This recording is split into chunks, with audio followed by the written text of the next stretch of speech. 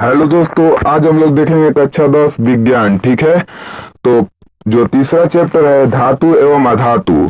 ठीक है, धातु एवं अधातु, इस चैप्टर में देखेंगे धातु एवं अधातु होती क्या है और इसके कंप्लीट चैप्टर को करेंगे। आप वीडियो में अंत तक जरूर बने रहें। ठीक है, तो देखिए, तत्वों को उनके गुणधर्मों के आधार पर धातु एवं अधातु में वर्गीकृत किया जाता है। ठीक है, मतलब तत्वों को उनके गुण धर्म के आधार पर जो होता है धातु एवं अधातु में वर्गीकृत किया जाता है। ठीक है, अब देखते हैं धातु के कुछ उदाहरण दिए हैं और अधातु के कुछ उदाहरण दिए गए हैं। तो देखते हैं आयरन Fe, ठीक है, एल्यूमिनियम Al, चांदी Ag, कापर Cu, ठीक है, कापर Cu। अब देखते हैं अधातु के कुछ उदाहरण, nitrogen N, sulphur S, oxygen O। ठीक है, अब देखते हैं जो मतलब कि इतना तो देख लिए कि जो धातु के उदाहरण और अधातु के उदाहरण, लेकिन अब देखेंगे कि भौतिक गुणधर्म धातु के और अधातु के। ठीक है, भौतिक गुणधर्म में क्या क्या आ जाएगा, जैसे कि धात्विक चमक आ जाएगा, कठोरता आ जाएगा, इसके रूप आ जाएगा, और आघातवर्ध्यता आ जाएगा, तन्यता आ जाएगा, घनत्व आ जाएगा। ठीक है, अब देखते हैं तो गुणधर्म में देखते हैं ये धातु है या अधातु। ठीक है, तो इसका चार्ट बनाकर देखेंगे। धात्विक चमक, धात्विक चमक जो होता है धातु की सतह चमकदार होती है। ठीक है, जो धातु में धात्विक चमक पाया जाता है, यानी कि धातु की जो चमक होती मतलब सतह होती है वो चमकदार होती है। लेकिन अधातु की देखते हैं, अधातुएं चमकीली नहीं होती। ठीक है, अधातु तो चमकीली नहीं होती, लेकिन कुछ अपवाद होती हैं, जैसे कि आयोडीन अधातु होते हुए भी चमकीली होती है। ठीक है, जो आयोडीन है चमकीली होती है, लेकिन वो क्या है, धातु नहीं है, अधातु है। ठीक है, अब देखते हैं कठोरता। कठोरता, धातुएं सामान्यतः कठोर होती हैं, जो धातु होती है सामान्यतः कठोर होती है, जैसे लेकिन लिथियम, सोडियम, पोटेशियम मुलायम होते हैं और इन्हें चाकू से भी काटा जा सकता है। ठीक है, मतलब धातु जो होती है कठोर होती है, लेकिन कुछ कुछ ऐसी धातुएं हैं जो मुलायम होती है और उसे चाकू से काटा जा सकता है, जैसे कि लिथियम, सोडियम, पोटेशियम। आप लोग याद रखिएगा। ठीक है, अब देखते हैं अधातु में, ये अधिकतर कठोर नहीं होते। ठीक है, जो अधातु होती है ये अधिकतर कठोर नहीं होते। लेकिन अब देखते हैं कार्बन का एक अपरूप हीरा है जो सबसे कठोर प्राकृतिक पदार्थ है। ठीक है, जो इसमें जो हीरा है ना बहुत कठोर पदार्थ है, तो इसीलिए कहा गया जो मतलब कि धातु कठोर नहीं होती, लेकिन जो हीरा है वो कार्बन का अपरूप है। जो कार्बन क्या है, अधातु है, इसीलिए जो हीरा है ना बहुत कठोर है, जो कठोर है, तो इसीलिए मतलब कि इसमें दे दिया है कि अपरूप हीरा जो है सबसे कठोर प्राकृतिक का पदार्थ है। इतना तो चल देंगे। अब देखेंगे रूप। ठीक है, रूप में धातुएं कमरे के ताप पर ठोस रूप में पाई जाती हैं। ठीक है, जो धातु होती है ना कमरे के जो ताप पर ठोस अवस्था में पाई जाती है, लेकिन केवल मरकरी जो है यानी पारा को छोड़कर जो द्रव रूप में पाया जाता है। ठीक है, जो मतलब मरकरी होता है ना ठोस रूप में नहीं पाया जाता है, वो किस रूप में पाया जाता है, द्रव रूप में पाया जाता है। इतना तो समझ में आया। अब देखते हैं धातुएं ठोस या गैसीय रूप में पाई जाती हैं। जो अधातुएं होती हैं ठोस में पाई जाएंगी या गैसीय अवस्था में, लेकिन एगो ब्रोमीन जो है वो तरल अवस्था में पाया जाता है, यानी द्रव अवस्था में पाया जाता है। आप लोग याद रखिएगा। ठीक है, जो मरकरी पूछा जाता है, ये बोर्ड एग्जाम में ये पूछा जाएगा, मरकरी हो गया, और अधातु पूछा जाएगा कि जो मतलब कि कमरे के ताप पर ठोस मतलब द्रव अवस्था में कौन सी रहती है, धातु तो ब्रोमीन, और धातु का आएगा तो मरकरी। ये बोर्ड एग्जाम में 1 नंबर का पूछ लिया जाता है। ठीक है, अब देखते हैं आघातवर्ध्यता। ठीक है, जो धातु होती है कुछ धातुओं को पीटकर पतली चादर के रूप में परिवर्तित किया जा सकता है। ठीक है, और देखते हैं कि अधातुओं में इसमें पाया नहीं जाता है, आघातवर्ध्यता का गुण नहीं पाया जाता है। ठीक है, अब देखते हैं तन्यता। तन्यता किसे कहते हैं, जो पतली तार के रूप में अगर परिवर्तित कर देंगे तो तार के रूप में बदल देते। देखिए, तो धातुएं जो होती हैं धातुओं को पतली तार के रूप में खींचा जा सकता है। ठीक है, अधातुएं तन्य नहीं होती हैं। ठीक है, जो अधातु में तन्यता की गुण नहीं पाई जाती है। अब देखते हैं विद्युत व ऊष्मा के चालक। जो धातुएं होती है ना सामान्यतः धातुएं विद्युत व ऊष्मा की सुचालक होते हैं, जिसे कि मतलब कि इसमें जो होती है हम लोगों का विद्युत प्रवाहित हो जाएगा। जैसे कि सीसा एवं मरकरी कुचालक होते हैं, ठीक है। जो सीसा और मरकरी जो है वो कुचालक होते हैं, लेकिन ये क्या है, धातु हैं, ठीक है। अब देखिए, जो अधातु में देखते हैं, सामान्यतः अधातु विद्युत व उष्मा की कुचालक होती हैं। ग्रेफाइट सुचालक होता है। अब देखिए, ग्रेफाइट सुचालक क्यों होता है, और मतलब कि जो ग्रेफाइट अधातु है लेकिन सुचालक क्यों होता है, यानी विद्युत उसमें प्रवाहित क्यों होगी। हम लोगों के इसमें ना मुक्त इलेक्ट्रॉन पाया जाता है, ठीक है। इलेक्ट्रॉन जो होता है ना, मुक्त इलेक्ट्रॉन पाया जाता है। मुक्त इलेक्ट्रॉन की वजह से इसमें विद्युत धारा प्रवाहित होती है, ठीक है। जो ग्रेफाइट अगर हम लोग देखेंगे तो रोल के नोक होता है ना, वो ग्रेफाइट से ही बना होता है, ठीक है। और ग्रेफाइट जो है कार्बन का अपरूप है। लेकिन अब कहेंगे कि हीरा, हीरा जो है, हीरा में क्यों नहीं, हीरा सुचालक क्यों नहीं है, इसमें मुक्त इलेक्ट्रॉन नहीं पाए जाते हैं, ठीक है। मुक्त इलेक्ट्रॉन नहीं पाए जाते हैं, इसीलिए वो क्या है, चालक नहीं है विद्युत का, ठीक है। अब देखते हैं 7 नंबर घनत्व, ठीक है। 7 नंबर घनत्व है, सामान्यतः अधिक घनत्व उच्च गलनांक होता है। जो होता है मतलब कि जो धातु होती है उसमें उच्च गलनांक और उसका उच्च घनत्व होता है। अब देखिए, जैसे सोडियम एवं पोटेशियम का घनत्व तथा गलनांक कम होता है, ठीक है। जो घनत्व और गलनांक इसका कम होता है, ठीक है। अब देखते हैं अधातु में, सामान्यतः अधातुओं का घनत्व व गलनांक कम होते हैं, ठीक है। इतना तो पता चल गया। ध्वनिक, अब देखेंगे ध्वनिक। धातुएं कठोर सतह से टकराने पर आवाज पैदा करती है, ठीक है। यानी ध्वनि पैदा करती है। जो धातु टकराएंगी आपस में तो वो क्या, कठोर सतह से, तो वो आवाज उत्पन्न करेंगी, उसे ध्वनिक कहते हैं, ठीक है। अधातुओं में ध्वनिक नहीं होते हैं, ठीक है। यानी उसमें टकराएंगे तो वो आवाज नहीं करेगी, ठीक है। अब देखते हैं ऑक्साइड, ठीक है। ऑक्साइड जो धातु होती है, अधिकतर धातुएं क्षारीकीय ऑक्साइड बनाती हैं। जैसे जो धातु होती है, अभी यहां से हम लोगों को क्लियर हो जाएगा। जो आधार मतलब अधिकतर जो धातुएं होती है क्षारीकीय ऑक्साइड यानी बनाती हैं, ठीक है। क्षारीकीय माध्यम बनाती है जो धातु, क्षारीकीय माध्यम यानी कि जैसे MgO, ठीक है, मैग्नीशियम ऑक्साइड। अब देखते हैं ऑक्साइड, ठीक है। जो धातुएं होती हैं, अधिकतर धातुएं क्षारीकीय ऑक्साइड बनाता है, जैसे कि मैग्नीशियम ऑक्साइड MgO। अब देखिए अधातु में देखते हैं, अधातु अम्लीय ऑक्साइड बनाती हैं, जैसे ठीक है अम्लीय ऑक्साइड SO2, ठीक है। SO2 मतलब कि देखिए जो अधातु होती है अम्लीय ऑक्साइड बनाती हैं और जो धातु होती है क्षारीकीय ऑक्साइड बनाती है। इतना तो कंफर्म हो गया हम लोगों को। अब देखते हैं आगे, ठीक है। आगे देखते हैं धातुओं के रासायनिक गुणधर्म, ठीक है। धातुओं के रासायनिक गुणधर्म। अब देखते हैं वायु के साथ अभिक्रिया कराएंगे धातु का, ठीक है। धातुएं ऑक्सीजन के साथ अभिक्रिया करके धातु ऑक्साइड बनाती हैं। इतना तो पता चल गया। जो वायु के साथ जो धातुएं हैं अगर ऑक्सीजन से क्रिया करेंगी तो वो क्या बनाएंगी, धातु ऑक्साइड बनाएंगी। यानी देखिए कोई धातु ले लेंगे, ऑक्सीजन से क्रिया कराएंगे तो धातु ऑक्साइड बनेगी। इतना तो पता चल गया। उदाहरण में देखिए 3 उदाहरण है, आप लोग देखिएगा। जैसे कॉपर प्लस ऑक्सीजन बराबर कॉपर ऑक्साइड, ठीक है। कॉपर ऑक्साइड जो होता है काला होता है। अब देखते हैं एल्यूमिनियम, ठीक है। एल्यूमिनियम प्लस ऑक्सीजन बराबर एल्यूमिनियम ऑक्साइड बन जा रहा है।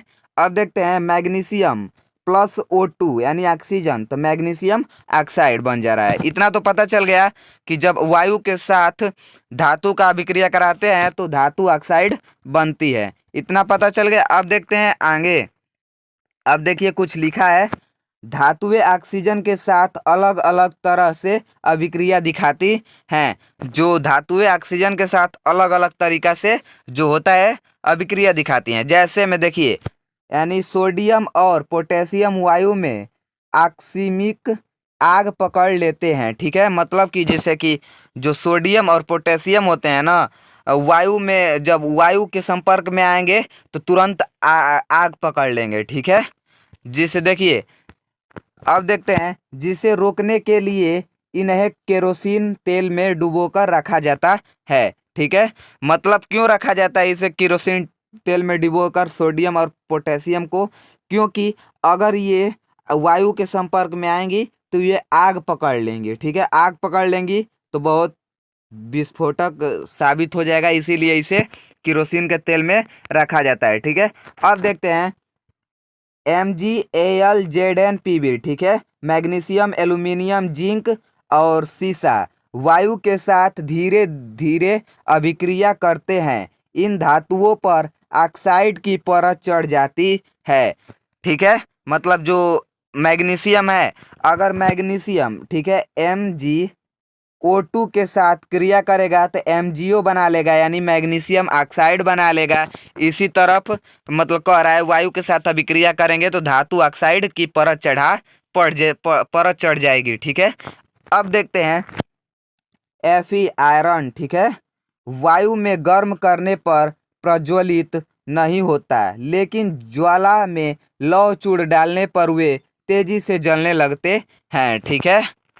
अब देखते हैं Ag यानी चांदी और Au सोना ऑक्सीजन के साथ अभिक्रिया नहीं करते हैं, ठीक है। जो चांदी है और सोना है ये ऑक्सीजन के साथ अभिक्रिया नहीं करते हैं। इतना पता चल गया। अब देखते हैं उभयधर्मी ऑक्साइड किसे कहते हैं, ठीक है। उभयधर्मी ऑक्साइड किसे कहते हैं?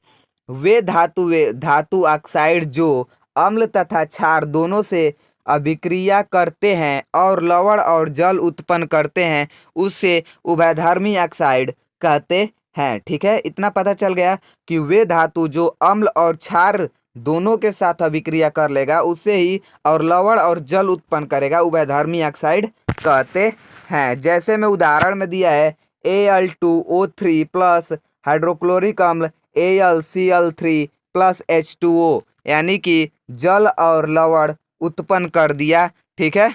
ऐसे ही दो उदाहरण है। अब देखते हैं जल के साथ अभिक्रिया, ठीक है। धातु को जल धातु के साथ अभिक्रिया करेंगे, ठीक है, जल के साथ अभिक्रिया करेंगे। धातु प्लस जल यानी ऑक्साइड हाइड्रोजन धातु, फिर देखिए ऑक्साइड प्लस जल यानी धातु हाइड्रो ऑक्साइड, ठीक है। अब देखते हैं कुछ यहाँ चार्ट दिया है। अब देखते हैं धातु, ठीक है, धातु के साथ ठंडे जल से क्रिया कौन करेगा? तो देखिए जो धातु होती है ठंडे जल के साथ क्रियाशील जो होता है धातु पोटेशियम, सोडियम और Ca, ठीक है, कैल्शियम। अब देखिए अब धातु जो होती है केवल भाप के साथ क्रियाशील है, ठीक है, AlFeZn। अब देखिए जो धातु है गर्म जल के साथ क्रिया कौन करेगी? मैग्नीशियम करेगा। अब देखते हैं कुछ और है। देखिए धातु जो होती है जल के साथ कोई अभिक्रिया नहीं करती। कौन नहीं करती धातु? तो जैसे PbCu AgAu, ठीक है। अब देखते हैं जो धातु होती है CaMg जल के साथ अभिक्रिया करने पर तैरने लगते हैं क्योंकि हाइड्रोजन गैस के बुलबुले धातु के साथ चिपक जाते हैं, ठीक है। इतना तो पता चल गया। कुछ उदाहरण है आप लोग देख लीजिएगा, ठीक है। अब देखते हैं कुछ धातुओं को धातु की तनु अम्ल के साथ अभिक्रिया, ठीक है। जो धातु को अगर तनु अम्ल के साथ अभिक्रिया करेंगे तो क्या क्या बनेगा, ठीक है, देखते हैं। धातु प्लस तनु अम्ल बराबर लवण प्लस हाइड्रोजन गैस, ठीक है। जब धातु को तनु अम्ल के साथ क्रिया कराएंगे तो हम लोग को लवण और हाइड्रोजन गैस बनाएगा। देखिए जो धातु यानी Fe जो है हाइड्रोक्लोरिक अम्ल के साथ अभिक्रिया करेगा तो लवण और हाइड्रोजन गैस जो उत्पन्न करेगा, ठीक है। अब देखते हैं संक्रियता श्रेणी।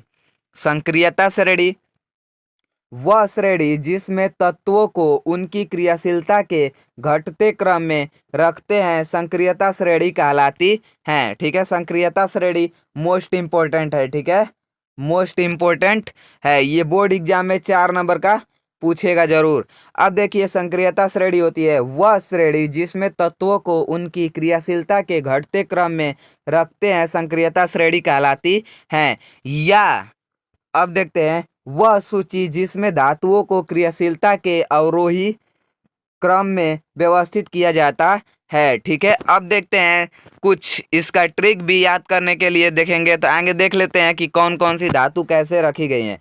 Potassium, sodium, calcium, magnesium, aluminium, zinc, iron, ठीक है, इतना हो गई।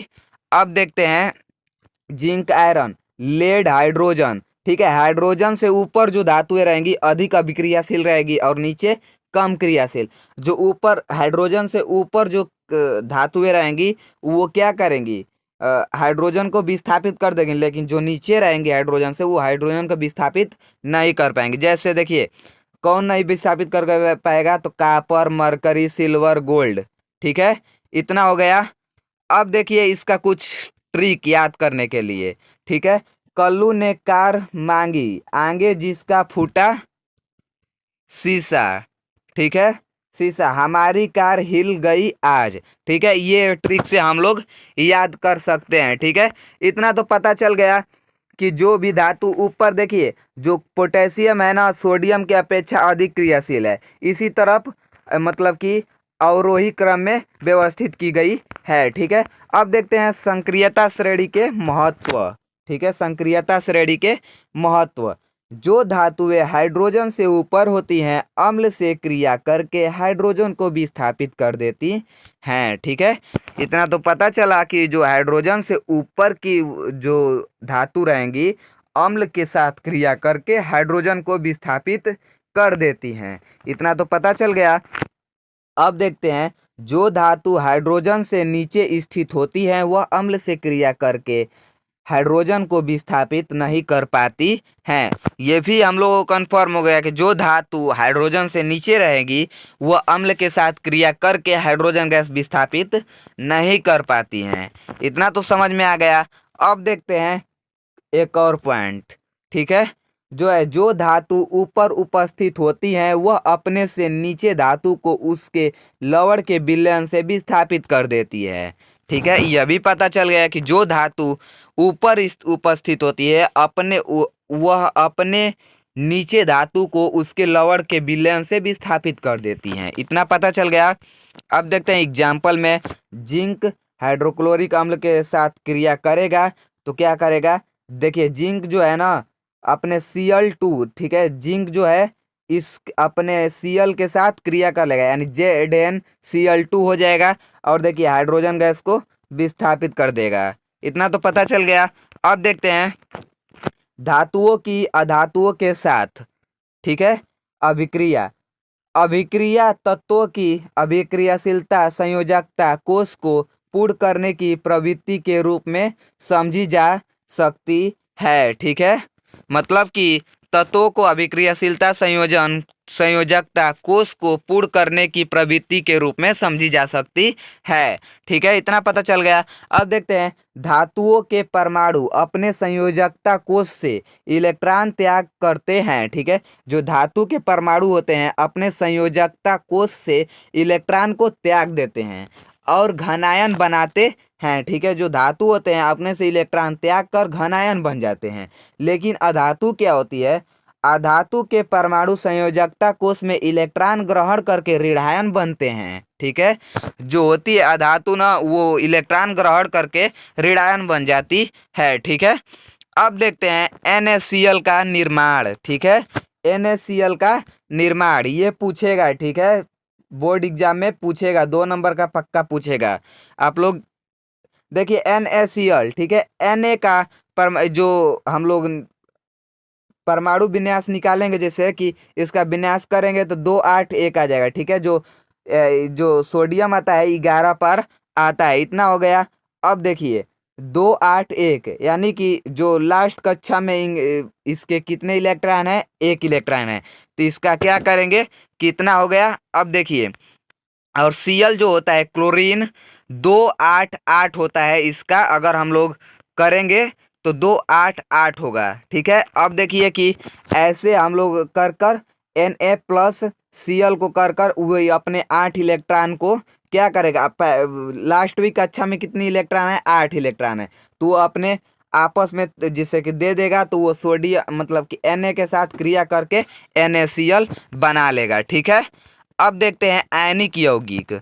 आयनिक यौगिक किसे कहते हैं, ठीक है।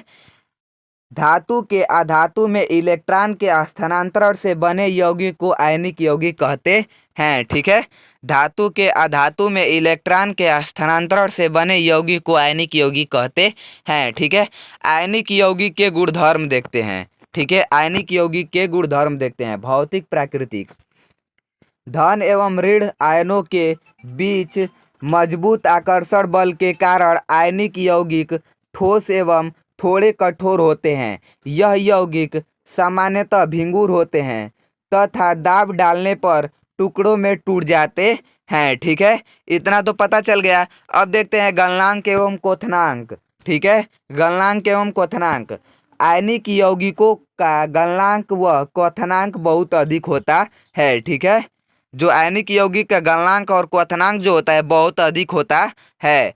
अब देखिए घुलनशीलता, आयनिक यौगिक प्रायः जल में घुलनशील व केरोसिन पेट्रोल जैसे विलायकों में अविलय होते हैं, यानी घुलते नहीं हैं। अब देखते हैं विद्युत चालकता, आयनिक यौगिक जलीय विलयन में और गलित रूप में विद्युत का चालन करते हैं। ये ठोस रूप में विद्युत का चालन नहीं करते हैं। ठीक है, अब देखते हैं खनिज किसे कहते हैं। खनिज हेडिंग डाल लेंगे। अब देखिए पृथ्वी की भूपटपटी में प्राकृतिक रूप से पाए जाने वाले तत्व या यौगिक को खनिज कहते हैं। पृथ्वी की भूपटपटी में प्राकृतिक रूप से जो पाया जाता है तत्व या यौगिक उसे ही खनिज कहते हैं। इतना तो पता चल गया। यह पृथ्वी से अशुद्धियों के साथ प्राप्त होते हैं। ठीक है, ये अशुद्धियों के साथ प्राप्त होते हैं। ठीक है, देखिए कॉपर पायराइट। अब देखते हैं अयस्क किसे कहते हैं। अयस्क, ठीक है, वह खनिज जिनसे धातुओं का निष्कर्षण आसानी से और कम खर्च के साथ किया जा सके अयस्क कहलाते हैं। ठीक है, वह खनिज जिनसे धातुओं का निष्कर्षण वह खनिज जिनसे धातुओं का निष्कर्षण आसानी से किया जा सकता है और कम खर्च में किया जाता है अयस्क कहलाते हैं। इतना तो पता चल गया। अब देखिए कुछ नोट्स है। सभी अयस्क खनिज होते हैं परंतु सभी खनिज अयस्क नहीं होते हैं। इतना तो पता चल गया। सभी खनिज अयस्क जो होते हैं खनिज होते हैं परंतु सभी खनिज अयस्क नहीं होते। अब देखते हैं गैंग। ठीक है, पृथ्वी से खनिज अयस्कों में रेत, मिट्टी आदि जैसी कई अशुद्धियां पाई जाती हैं जिसे गैंग कहते हैं। ठीक है, अब देखते हैं धातु का निष्कर्षण। धातु का निष्कर्षण कैसे करेंगे, तो अब देखिए जो होता है अयस्क लेंगे। ठीक है, अयस्क का सांद्रण ये 3 रूप में टूटेगा। देखिए उच्च अभिक्रियाशील धातुओं, मध्यम अभिक्रियाशील धातुएं और निम्न अभिक्रियाशील धातुएं। ठीक है, अब देखते हैं। अब देखिए उच्च अभिक्रियाशील धातुओं का गलित धातुओं का विद्युत अपघटन, ठीक है, करेंगे तो शुद्ध धातु प्राप्त होगा। इतना तो पता चल गया। अब देखते हैं मध्यम धातु। ठीक है, मध्यम अभिक्रियाशील धातु। देखिए इसमें जो देखिए मध्यम अभिक्रियाशील धातु में जो टूटेगा सल्फाइड अयस्क में टूटेगा और कार्बोनेट अयस्क में टूटेगा। ठीक है, इसका उदाहरण भी दिया है। अब देखिए क्या होगा, जो होता है ना, जो सल्फाइड अयस्क का भर्जन होता है। ठीक है, जो सल्फाइड अयस्क होता है ना उसका भर्जन होता है, लेकिन कार्बोनेट अयस्क का क्या होगा, सीमित वायु की उपस्थिति में निस्थापन होगा। ठीक है, निस्थापन होगा। अब इससे जब देखिए भर्जन और निस्थापन होगा ना तो हम लोगों का धातु का ऑक्साइड पाया जाएगा। ठीक है, धातु का ऑक्साइड पाया जाएगा, धातुओं में अपचयन होगा और धातु का शोधन होगा। ठीक है, अब इतना तो पता चल गया। अब देखते हैं निम्न अभिक्रियाशील धातुएं। निम्न अभिक्रियाशील धातुओं में क्या होती है, सल्फाइड अयस्क आता है। ठीक है, सल्फाइड अयस्क आता है जिसका भर्जन करके धातु उसके बाद परिष्करण किया जाता है। ठीक है, अब देखते हैं भर्जन। भर्जन आ जाएगा, पूछेगा उसका मतलब कि एग्जाम मतलब कि डिफिनेशन तो कैसे बताएंगे। ठीक है, देखिए सल्फाइड अयस्कों को वायु की उपस्थिति में अधिक ताप पर गर्म करने पर वह ऑक्साइड में बदल जाता है।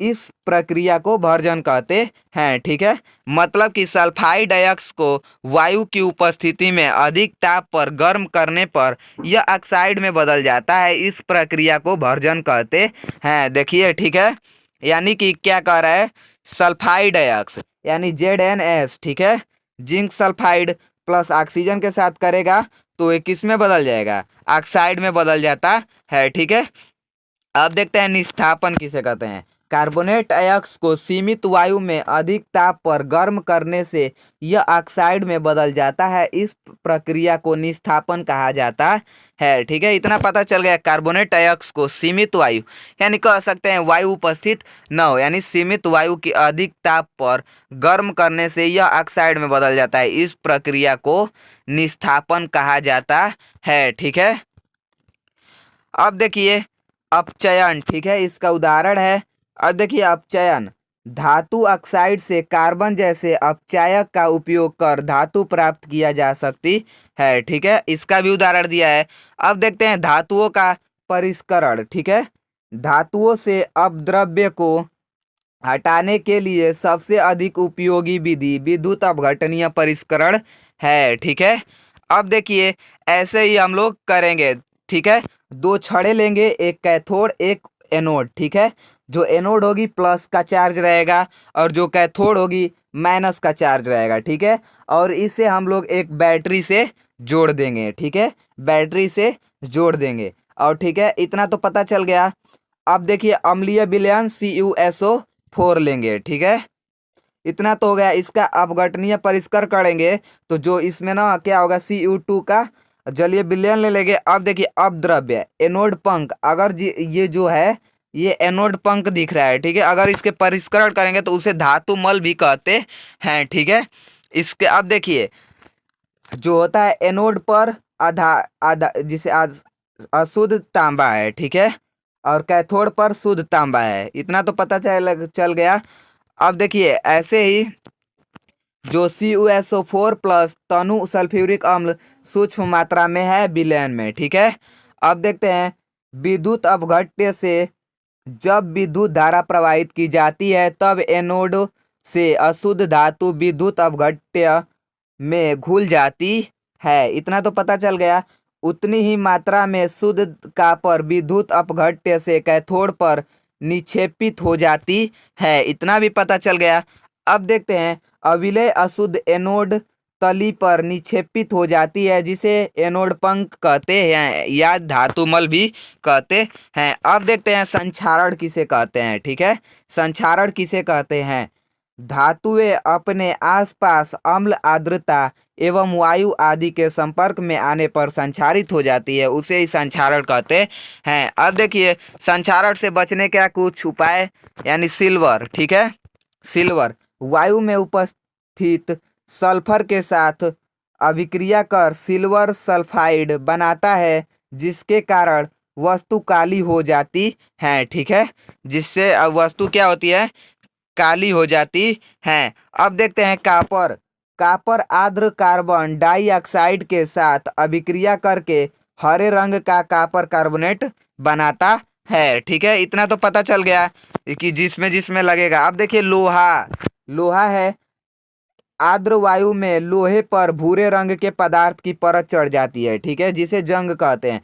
देखिए जो लोहा में आर्द्र वायु की उपस्थिति में जब आएगा तो इसमें भूरे रंग की पदार्थ की परत चढ़ जाती है जिसे जंग कहते हैं। ठीक है, संक्षारण से सुरक्षा, लोहे को जंग लगाने से बचाया जा सकता है। ठीक है, कैसे बचाया जा सकता है, इतना तो पता चला है। सिल्वर में भी होता है, कॉपर में भी, लोहा में। ठीक है, अब देखते हैं इसे कैसे बचाया जा सकता है। ठीक है, तो पेंट करके, तेल लगाकर, ग्रीस लगाकर। ठीक है, यहाँ ग्रीस है, लगाकर यशोध लेपन करके क्रोमियम लेपन द्वारा एनोडिंग या मिश्र धातु बनाकर किया जाता है। ठीक है, यशोध लेपन लोहे एवं इस्पात को जंग से सुरक्षित रखने के लिए उन पर जस्ते यानी जिंक की परत, पतली परत चढ़ाई जाती है। इसे यशोध लेपन प्रक्रम कहते हैं। ठीक है, अब देखते हैं मिश्र धातु। ठीक है, मिश्र धातु किसे कहते हैं, मिश्र धातु दो या दो से अधिक धातुओं या अधातु और अधातुओं के समांगी मिश्रण होते हैं। लोहा सूक्ष्म मात्रा में कार्बन के मिश्रण के साथ लोहा कठोर और प्रबल हो जाता है। इस्पात, लोहा, निकेल और क्रोमियम। ठीक है, अब देखते हैं पीतल। ठीक है, पीतल बड़ा, देखिए जो पीतल होता है कॉपर और जिंक का मिश्रण होता है। ठीक है, कांसा देखते हैं कॉपर और टीन का मिश्रण होता है। सोल्डर होता है लेड और टीन का मिश्रण होता है। अमलगम मरकरी ठीक है, जिसे पादर भी कह सकते हैं और अन्य तत्व होता है। ठीक है, मरकरी में जो भी तत्व मिलेगा उसे अमलगम कहते हैं। ठीक है, इतना ही था। मिलते हैं अगले वीडियो में, तब तक के लिए धन्यवाद।